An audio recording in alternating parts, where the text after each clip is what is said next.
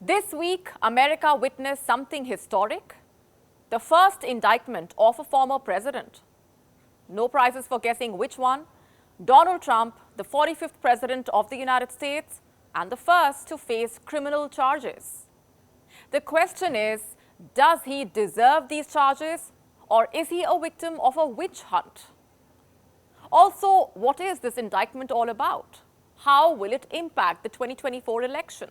Will it bar Donald Trump from contesting? We shall discuss this over the next few minutes. Hello and welcome to Gravitas Plus. I am Gambhir. Donald Trump has been indicted. The first time in American history that a current or former president will have to face criminal charges. But what exactly are the charges? Well, so far they are unavailable to the public, but what we can say for sure is that they revolve around a hush money payment scheme, a huge cover-up involving adult film star Stormy Daniels. Reports say right before the 2016 presidential elections, Trump apparently paid hush money to Stormy Daniels. And what was this money meant for? To buy her silence. Let me explain.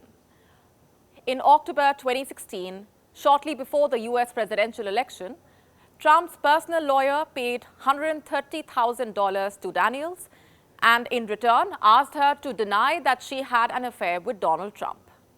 For the unversed, Stormy Daniels has been an adult film star. She has won many awards in America's porn industry. She apparently met Donald Trump at a celebrity golf tournament. She was 27 at the time.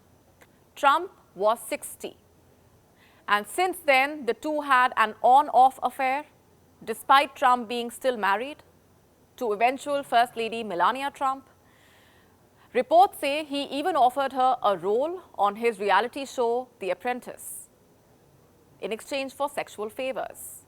But in 2016, when Trump became a front-runner for the White House, his relationship with Stormy Daniels evolved drastically, because Daniels was apparently negotiated a deal to go on television during the presidential campaign and discuss the purported sexual encounter with Donald Trump.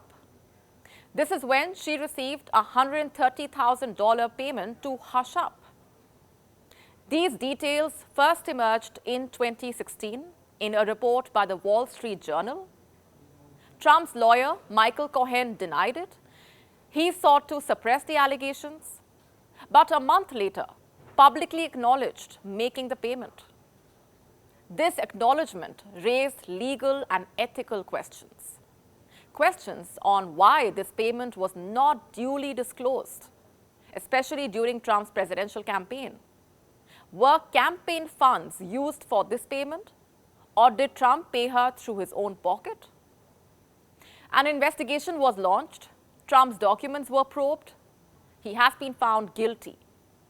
On Thursday, a grand jury voted to indict Donald Trump for falsifying his financial records, a misdemeanor and a criminal offense unbefitting of an American president.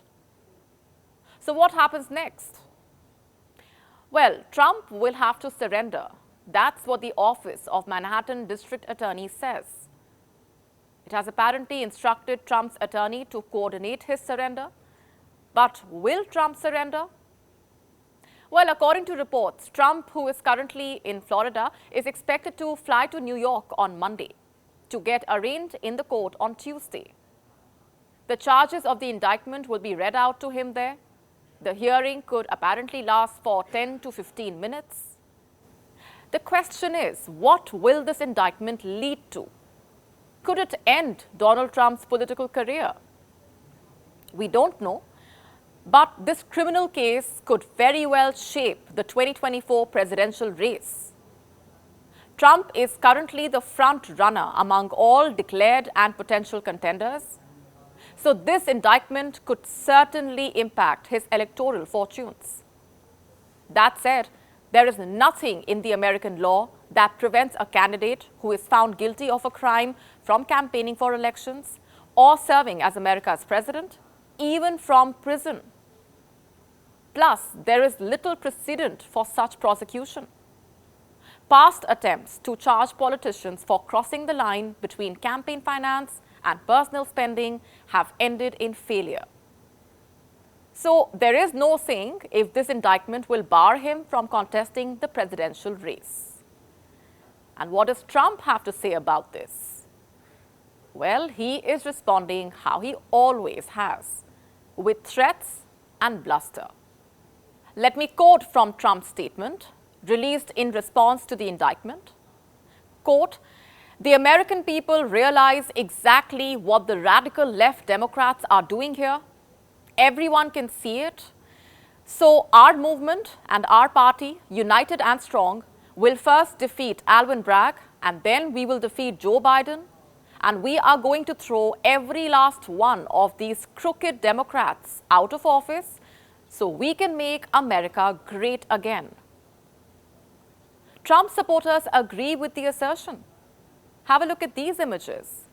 They are from Palm Beach, Florida. They show Trump supporters protesting the indictment. Some of them are even happy about it. They say this indictment will only make the people sympathize with him even more. Listen to this. Do you really think that these charges are going to go through? Do you really think that they're going to take President Trump out of the running for president because of some old horse-face story? No, I don't believe that for a second. No, I'm going to vote for President Trump. Donald Trump already knows I love him. I'll give my life for him because he would give his life for us. Because you know how we know? Because he is. Breaks my heart that this great man, our great president, who loves his country and all of us Americans, he loves us. He really does. And it just breaks my heart that he, his family, his staff, all of us, we have to go through this. How dare they pull this? So you know the case and you know the fallout. Let's now answer the biggest question of them all. Is Donald Trump the victim of a witch hunt?